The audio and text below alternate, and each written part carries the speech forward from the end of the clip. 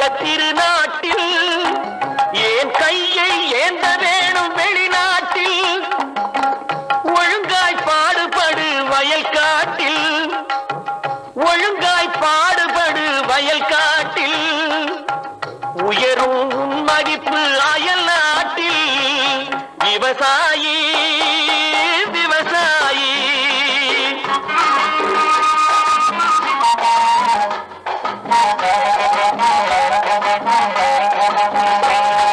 கருப்பெல்கும் சிவப்பெல்கும் வேற்றுமையாய் Garuda